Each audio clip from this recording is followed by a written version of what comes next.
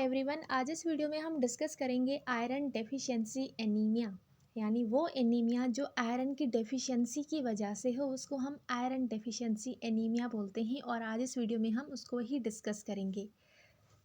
So there are many types of anaemia जिसमें iron deficiency anaemia most common type होता है anaemia का। उसके अलावा हमारे पास दूसरे टाइप्स भी हैं जैसे कि विटामिन B12 डेफिशिएंसी और फोलेट डेफिशिएंसी एनीमिया। इन दो विटामिन B12 और फोलेट की डेफिशिएंसी की वजह से भी एनीमिया हो सकती है, लेकिन जो मोस्ट कॉमन टाइप है एनीमिया का वो है आयरन डेफिशिएंसी एनीमिया। यानी वो एनीमिया जो लो लेवल ऑफ आयरन की वजह से अगर हो उसको हम आयरन डेफिशिएंसी एनीमिया बोलते हैं। Now what is anaemia? Anaemia है क्या? सो एनीमिया का मतलब है when the body doesn't have enough RBCs. जब बॉडी में इनफ अमाउंट में जो उसकी रिक्वायरमेंट है रेड ब्लड सेल्स की वो प्रेजेंट नहीं है, तो उस कंडीशन को हम एनीमिया बोलते हैं। और the RBCs to carry oxygen to the tissues and body. अब आरबीसीज का काम होता है कि वो टिश्यूज़ और अदर जो बॉडी के पार्ट्स हैं उसकी तरफ ऑक्सीजन कैरी करके जाती है। जब बॉडी में आरबीसीज डिक्रीज़ होंगे तो ऑक्सीजन भी डिक्रीज़ पहुँचेगा टिश्यूज़ की तरफ। देन डिस्कस करते हैं simple basic points related to red blood cells. तो रेड ब्लड सेल्स जो होते हैं वो उनका जो फंक्शन होता है वो ये होता है कि वो ट्रांसपोर्ट करते हैं ऑक्सीजन को और रिमूव करते हैं कार्बन डाइऑक्साइड को from body with the help of haemoglobin. Haemoglobin ये एक प्रोटीन है जो कि प्रेजेंट होती है किसमें? रेड ब्लड सेल्स में, और ये हेल्प करती है ऑक्सीजन की ट्रांसपोर्ट को और रिमूव करती है कार्बन डाइऑक्साइड को। सो हीमोग्लोबिन जो है वो रेड ब्लड सेल्स में ही प्रेजेंट होती है और ये प्रोटीन आयरन कंटेन करती है। यानी हीमोग्लोबिन की फॉर्मेशन के लिए हमें आयरन की नीड होती है। जब आयरन नहीं होगी तो हीमोग्लोबिन भी नहीं बनेगी। ओके, तो हीमोग्लोबिन की प्रोडक्शन के लिए उसकी फॉर्मेशन के लिए हमें एनी हाउ आयरन की नीड होती है। अगर आयरन नहीं है तो हीमोग्लोबिन नहीं बनेगी। हीमोग्लोबिन नहीं बनेगी तो टिश्यूज़ की तरफ जो ऑक्सीजन कैरी करके जाता है रेड ब्लड सेल्स वो नहीं कर पाएंगे क्योंकि उनके पास अब हीमोग्लोबिन प्रेजेंट नहीं है, बिकॉज आयरन नहीं है। ओके, तो ये है एक साइड पर है नॉर्मल रेड ब्लड सेल और दूसरी साइड पर है आयरन डेफिशिएंसी एनीमिया वाले सेल।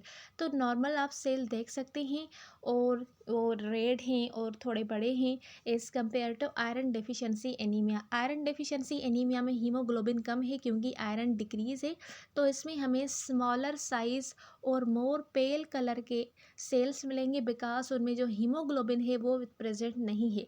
हीमोग्लोबिन रेड कलर की होती है, दैट्स वाई जो हीमोग्लोबिन है वो नॉर्मल ब्लड सेल्स को ब्राइट ब्लड कलर देती है। ठीक है, ब्राइट रेड कलर देती है, लेकिन इनमें हीमोग्लोबिन प्रेजेंट नहीं है, दैट्स वाई जो आयरन डेफिशिएंसी एनीमिया वाले रेड ब्लड सेल्स हैं वो पेल होते हैं और स्मॉल होते हैं साइज़ में। तो ये सिंपल इसकी पैथोलॉजी थी कि क्यों होती है एनीमिया, आयरन डेफिशिएंसी एनीमिया क्यों होती है, मोस्ट कॉमन क्यों होती है? क्योंकि इसमें आयरन की वजह से हीमोग्लोबिन बनती है जो कि अब इसमें डेफिशिएंसी है तो हीमोग्लोबिन नहीं बनेगी।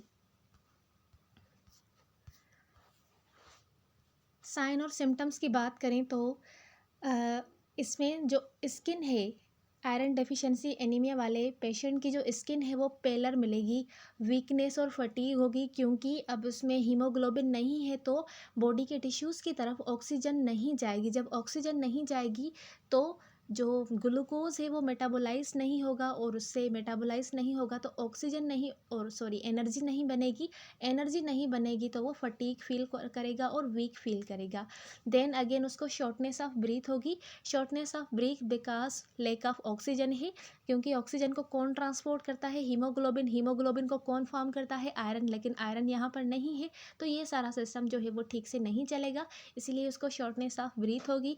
टेकिकार्डिया मीन्स जो हार्ट रेट है वो इंक्रीज़ होगा।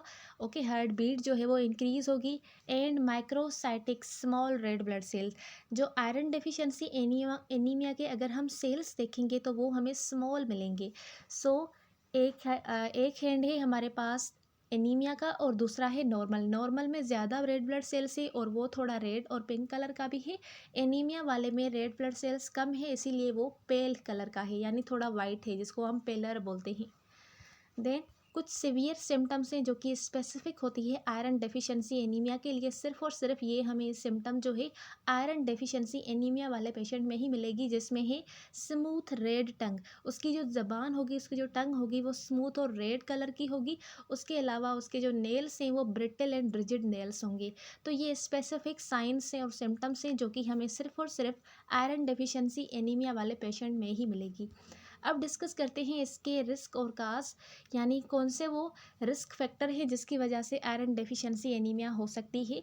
तो वो लोग जिनमें लेक ऑफ आयरन है, जो कि वेजिटेरियन डाइट लेते हैं, मीट प्रोटीन वगैरह नहीं लेते, क्योंकि हमें पता है मीट में क्या होता है, मीट में, लीवर में, इन सब में आयरन प्रेजेंट होती है, लेकिन वो मीट वगैरह नहीं खा रहे, सिर्फ और सिर्फ वो वेजिटेरियन है, तो इसीलिए उनको ज़्यादा आयरन नहीं मिल रही। सो लेक ऑफ आयरन, जैसे कि वेजिटेरियन डाइट हो गई, उनमें आयरन कम होती है, तो इसकी वजह से भी हीमोग्लोबिन जो है वो कम प्रोड्यूस होगी, तो वो ज़्यादा रिस्क पर होते हैं।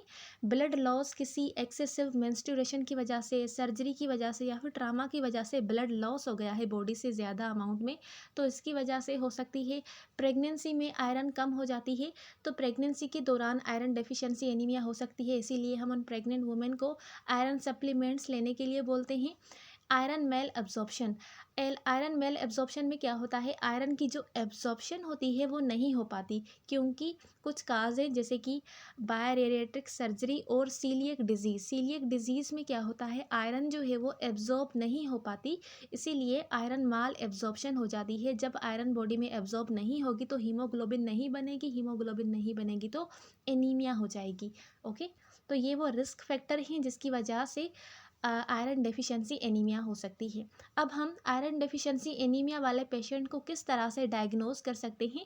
तो एनीमिया को डायग्नोज करने के लिए पहले तो हम सीबीसी करते हैं, यानी कंप्लीट ब्लड काउंट टेस्ट, जिसमें जब हम वो टेस्ट करवाएंगे तो उसमें हमें हीमोग्लोबिन कम मिलेगी, उसके साथ साथ हीमाटोक्रिट लेवल भी हमें लो मिलेगी ना। हीमाटोक्रिट की अगर नॉर्मल वैल्यू की बात करें तो हीमाटोक्रिट में क्या होता है, जो हीमोग्लोबिन है, फीमेल्स में पहले हीमोग्लोबिन की बात करते हैं तो नॉर्मल फीमेल में हीमोग्लोबिन 12 से 16 ग्राम पर डेसीलीटर होती है। अगर 12 से कम मिले हमें हीमोग्लोबिन, तो इसका मतलब है फीमेल में क्या है, एनीमिया है। ओके, मेल में ये 13 से 18 ग्राम पर डेसीलीटर नॉर्मल होती है। हीमाटोक्रिट लेवल की बात करें तो फीमेल में हीमाटोक्रिट परसेंटेज होती है 36 टू 48%, और मेल में ये 39 टू 40 और 54% होती है। अगर इन वैल्यूज से मेल में अगर 39 से कम हीमाटोक्रिट मिल रही है तो इसका मतलब है उस मेल में एनीमिया है, और फीमेल में अगर 36 से आपको कम वैल्यू मिल रहा है हीमाटोक्रिट का तो इसका मतलब है फीमेल एनीमिक है। तो ये नॉर्मल वैल्यूज़ थे। उसके अलावा है बोन एस्पायरेशन। बोन एस्पायरेशन करके बोन मेरोस के सेल्स को हम देख सकते हैं कि उनमें क्या मसला है जिसकी वजह से जो ब्लड सेल की फॉर्मेशन है वो नहीं हो रही। उसके अलावा स्टूल सैम्पलिंग करेंगे हम, कोलोनोस्कोपी करते हैं ताकि हम कोलोन को चेक करें कि क्या वहाँ पर कोई अल्सर, कैंसर वगैरह तो नहीं है प्रेजेंट जो कि आयरन को एब्जॉर्ब नहीं होने दे रही।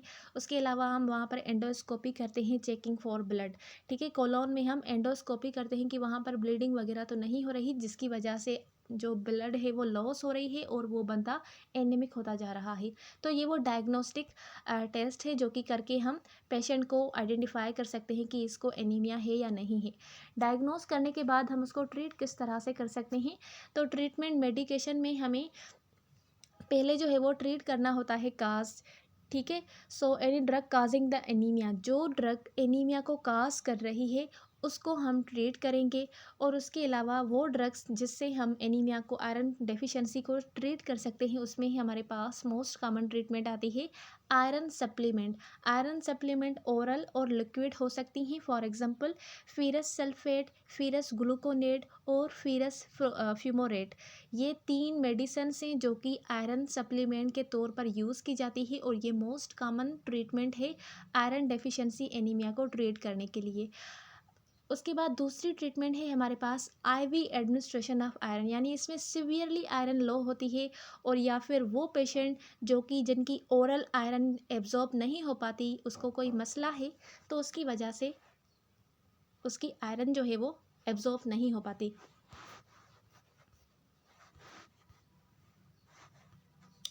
पेशेंट एजुकेशन की बात करें तो हम उनको एजुकेट करेंगे ऑन एडमिनिस्ट्रेटिंग आयरन सप्लीमेंट, जैसे कि उनके साइड इफ़ेक्ट्स क्या है आयरन सप्लीमेंट के। ब्लैक स्टूल हो सकता है, कॉन्स्टिपेशन और फॉल आफ्टर टेस्ट हो सकती है। ओके, उसके अलावा एब्जॉर्प्शन की बात करें तो विटामिन सी जो है, take iron with fruit juice and multivitamin and take on an empty stomach. अब विटामिन सी का क्या करती है, वो आयरन की एब्जॉर्प्शन को इंक्रीज़ करती है। तो हम उनको एजुकेट करेंगे कि जब आप आयरन सप्लीमेंट ले रहे हैं तो उसके साथ साथ आप मल्टीविटामिन्स और फ्रूट जूस लें, ताकि इससे आपकी जो आयरन की एब्जॉर्प्शन है वो इंक्रीज़ होगी। और उनको बोलेंगे कि आयरन जो है वो एम्प्टी स्टमक पर ले, इससे भी क्या होगा, उनकी जो एब्जॉर्प्शन है वो इंक्रीज़ होगी। ठीक है, खाना खाने के बाद नहीं यूज़ करनी, उससे पहले करनी है। और वो चीज़ें जो कि आयरन को डिक्रीज़ कर सकती है एब्जॉर्प्शन, उसमें है कैल्शियम। तो हमने उनको बोलना है जब वो आयरन ले रहे हैं तो आयरन के साथ साथ कैल्शियम ना लें, और विथ मिल्क और एंटासिड्स।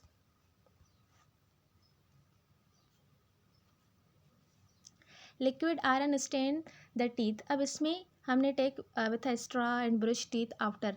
इसमें हमने लिक्विड, अगर वो लिक्विड आयरन ले रहे हैं तो उसमें हमने बोलना है कि स्ट्रॉ से उसको ले, और उसको लेने के बाद वो ब्रश करें, ताकि जो टीथ के ऊपर स्टेन है वो ना रहें।